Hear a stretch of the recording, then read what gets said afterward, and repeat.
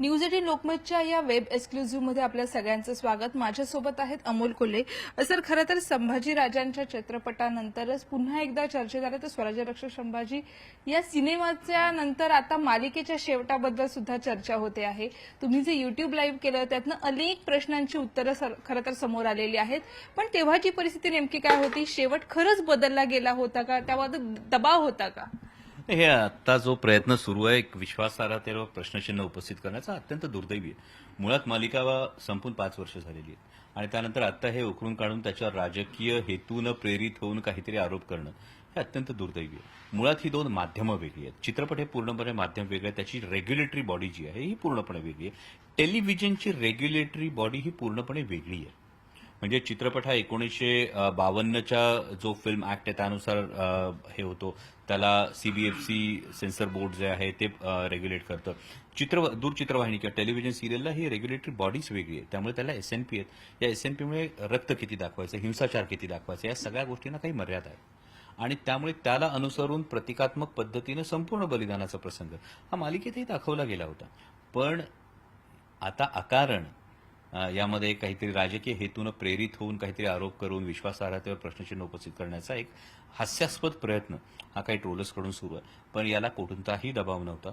राजकीय दृष्ट्या म्हणाल तर आदरणीय पवार साहेबांनी मालिका मुळात कोविडच्या काळामध्ये जेव्हा रिपीट टेलिकास्ट झाली तेव्हा पाहिलेली आणि पवार साहेबांची आतापर्यंतची भूमिका ही कायम कलेच्यासाठी पुरस्कर्त्याचीच राहिलेली आहे.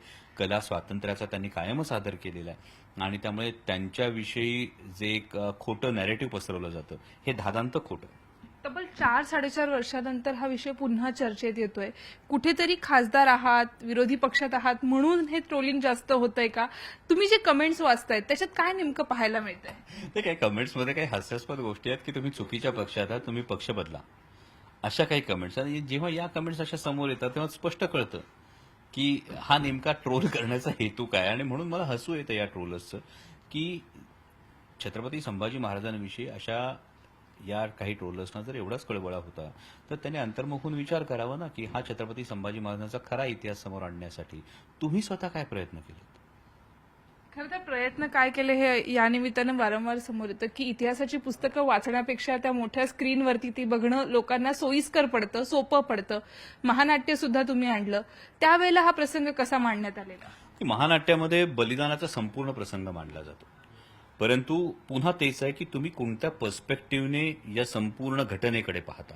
मी कायम छत्रपती संभाजी महाराजांच्या बलिदानाकडे एक अद्भुत अशी प्रेरणा म्हणून पाहतो. कारण या बलिदानानंतर तब्बल 18 वर्ष सर्वसामान्य रयत लढली. जेव्हा राजा राज्यात नव्हता, छत्रपती राजाराम महाराज हे जिंजीला होते, पण सर्वसामान्य रयत औरंग्याबरोबर लढली आणि औरंग्याला टाचाघासात इथं प्राण सोडावे लागले, या दख्खनच्या मातीत प्राण सोडावे लागले. ही प्रेरणा जगाच्या इतिहासात कुठेही नाहीये. तेव्हा महानाट्यामध्ये जेव्हा बलिदानाचा हा संपूर्ण प्रसंग होतो त्यानंतर अवघ्या 2 मिनिटांमध्ये पूर्ण पेहराव बदलून राजबिंड्या रूपात पुन्हा शंभूराजे प्रेक्षागृहात अवतरतात. कारण ही भावना माझी अशी आहे त्यामागची की जाताना प्रेक्षागृहातून जाताना कोणत्याही प्रेक्षकानं छत्रपती संभाजी महाराजांचं रक्तरंजित रूप डोळ्यात साठवू नये, तर ते राजबिंड रूपच डोळ्यात ठेवून जावं. खरं तर संभाजी महाराजांचा इतिहास आजवर ज्या पद्धतीने आपण वाचलेला आहे तो छावाच्या निमित्तानं पुन्हा समोर आला. तुम्ही छावा चित्रपट बघितलात का? तुमची काय प्रतिक्रिया होती? नाही, मी अजून छावा सिनेमा पाहिलेला नाही, परंतु मी जसं सुरुवातीपासून एक भूमिका घेतलेली आहे की मी या सिनेमाचं कौतुकच करेन. कारण फार महत्वाची गोष्ट अशी आहे ना की बॉलिवूडला येऊन एवढी वर्ष झाली आतापर्यंत छत्रपती संभाजी महाराजांचा चित्रपट नाही आलाय. म्हणजे हे जे कोणी अंधभक्त ट्रोलर्स आहेत यांनी अकारण हा वाद निर्माण करण्यापेक्षा हा चित्रपट जास्तीत जास्त आणखी कसा पोहोचेल. म्हणजे एकीकडे जेव्हा तुम्ही ऐकता ना पुष्पाचे 1000 कोटीचा हे झाला, का नाही छावाचा व्हायला हवा. हा इतिहास त्यासाठी जायला पाहिजे जो छत्रपती संभाजी महाराजांचा इतिहास एवढी वर्ष कोणी सांगितलाच नाही. पहिल्यांदा बॉलिवूडमध्ये हा सिनेमा आलाय. मग त्या निमित्तानं असे काहीतरी हास्यास्पद वाद निर्माण करण्यापेक्षा हा सिनेमा जास्तीत जास्त पोहोचवण्यासाठी प्रयत्न करा ना.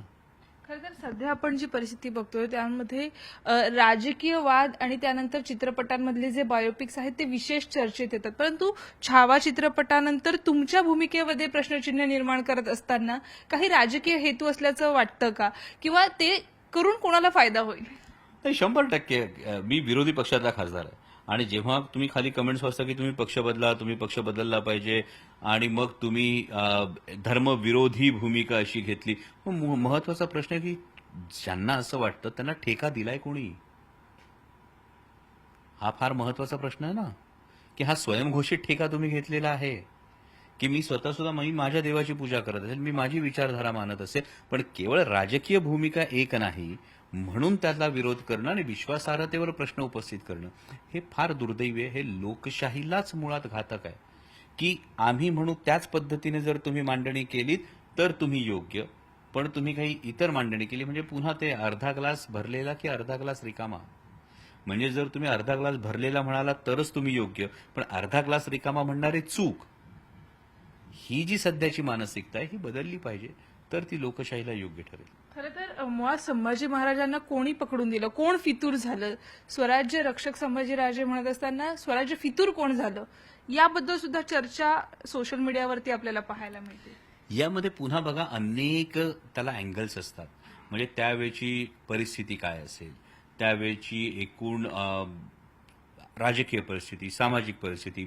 बरं, औरंगजेबासारखं एवढं मोठं आक्रमण आल्यानंतर टिकणार नाही, म्हणजे असंच तुम्ही आक्रमण थोडं मागे गेलं तर अफजल खानाचं आक्रमण होतं. अफजल खानाचं जेव्हा आक्रमण झालं तेव्हा छत्रपती शिवाजी महाराजांचा निभाव लागणार नाही असं ज्यांना वाटलं ते पटपट उड्या मारून अफजल खानाला जाऊन मिळालेच होते. बरं, यामध्ये सगळ्या जातीचे लोक होते ना. हा सर्व्हायव्हलचा मुद्दा आहे, हा जातीय अभिनिवेशाचा मुद्दा नाही, हा सर्व्हायव्हलचा मुद्दा आहे. पुन्हा इकडे औरंगजेब आल्यानंतर आता छत्रपती संभाजी महाराजांचा टिकाव लागणार नाही असं वाटणारे अनेक जण फितूर झालेतच ना. म्हणजे अगदी सुरुवातीपासून अनेक जण फितूर झालेले, ज्यांनी छत्रपती शिवाजी महाराजांच्या स्वराज्यामध्ये मोठमोठी पदं भूषवली असेही लोक फितूर झालेले आहेत. इतकंच कशाला, म्हणजे अगदी छत्रपती शिवाजी महाराजांनी ज्यांना न्यायदानाचं काम दिलं होतं तो न्यायमूर्ती काझी हैदर हा सुद्धा नंतर जाऊन मिळालेला औरंगजेबाला. पण याच्याकडे फक्त तुम्ही एका चष्म्यातून न बघता या सर्व्हायव्हलचे मुद्दे, हे मतभेद असणं, ह्या राजकीय गोष्टी या सगळ्यातून पाहावं लागतं. म्हणजे मी कायम गमतीने एक उदाहरण देतो की समजा आता चौकशी यंत्रणांचा ससेमिरा लागतो आणि मग एखादा नेता म्हणतो की माझ्या संस्था वाचवण्यासाठी आता मी इतकी वर्ष एक विचारधारा ठेवली होती पण आता मी सत्ताधारी पक्षात जातो. हे म्हणताना ज्या पक्षातून जातो त्या पक्षातले लोक त्याला फितूर म्हणणार आहेत. ज्या पक्षात तो गेलाय त्या पक्षातले लोक म्हणणार आहेत त्याच्या संस्था वाचायच्या होत्या, त्यांनी कितीतरी लोकांचं पोट भरणार होतं, मग तो फितूर कसा? मग 25 वर्षानंतर इतिहास लिहिताना किंवा 25 वर्षानंतर याचं अवलोकन करताना जी विचारधारा बलशाली असेल त्यानुसार तुम्ही त्या अँगलकडे बघणार आहात. मग आपण आपल्या इतिहासाकडे इतक्या निरक्षीर विवेकबुद्धीनं का नाही बघत आहोत? म्हणून अमुक एक जण फितूर होता. मी कायम एक उदाहरण देतो की बाजी घोरपडे स्वराज्याचे विरोधक होते. महाराज साहेबांना म्हणजे शहाजी महाराज साहेबांना पकडून देण्यामध्ये बाजी घोरपडेंचा हात होता. या बाजी घोरपडेंना मुधोळमध्ये जाऊन छत्रपती शिवाजी महाराजांनी यमसदनाला पाठवलं. म्हणून सगळे घोरपडे फितूर होतात का? मग ज्या म्हाळोजी बाबा घोरपड्यांनी छत्रपती संभाजी महाराजांना वाचवताना या शृंगारपूरच्या लढाईमध्ये बलिदान दिलं, त्यांचं बलिदान दुर्लक्षून चालत नाही.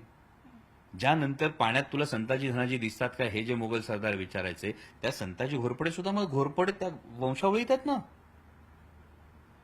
मग इतक्या निरक्षीर विवेकबुद्धीनं आपण इतिहासाकडे बघायला कधी शिकणार आहोत? दुर्दैवानं हे आपण पाहत नाही आणि मग अमुक एक फितूर होता असं एक शिक्का मारतो आणि त्याच्यामुळे मला वाटतं हे फार पावलातल्या पावलात पाहणं आहे. त्यावेळची राजकीय परिस्थिती काय होती, त्यावेळची सामाजिक परिस्थिती काय होती, या सगळ्याचा जर विचार केला तर गोष्टी पण बदलतही जाताना आपल्याला दिसतात. खरं तर संभाजीराजांच्या बलिदानानंतरचा इतिहास सुद्धा अजूनही उलगडलेला नाहीये. त्यानंतर महाराष्ट्रामध्ये जे बदल घडून आले त्यातनं सुद्धा इतिहास वेगळा समोर आला. खरं तर छावा चित्रपटामध्ये जे बलिदान दाखवलं आहे त्यातनं लहान मुलं ते सुद्धा अगदी रडायला लागलेत, अशा पद्धतीचे सुद्धा आपल्याला दृश्य पाहायला मिळतं. तर बलिदानानंतरचा महाराष्ट्र हा सुद्धा समोर येणं गरजेचं आहे असं वाटतं का?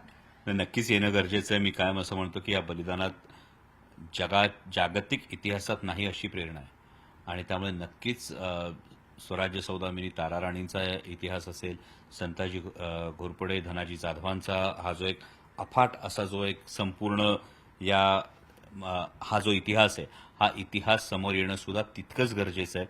आणि वेगवेगळ्या पर्स्पेक्टिव्ह असू शकतात. म्हणजे तुम्हाला जो इतिहास सांगावासा वाटतो तोच मला सांगावासा वाटेल असं नाही, पण त्याचवेळी गरजेचं हे असतं की तुमचा इतिहास मी स्वीकारला पाहिजे आणि मी सांगितलेला इतिहास तुम्हीही स्वीकारायला हवा. तोच प्रमाण आहे असं जर मानून बसलो तर मग सांगण्याला मर्यादा येतात.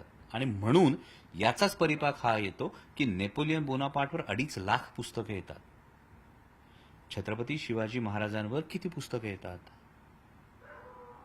का तर आम्ही हा अभिनिवेश सोडायला तयार नाही आहोत. हा जर आपण सोडला तर आपण आपला इतिहास अधिक उज्ज्वलपणानं लोकांसमोर मांडू शकतो. नक्कीच धन्यवाद आमशी संवाद साधल्याबद्दल. व्हिडिओ उमेशसह सुस्मिता वदाणे पाटील, न्यूज 18 लोकमत, मुंबई.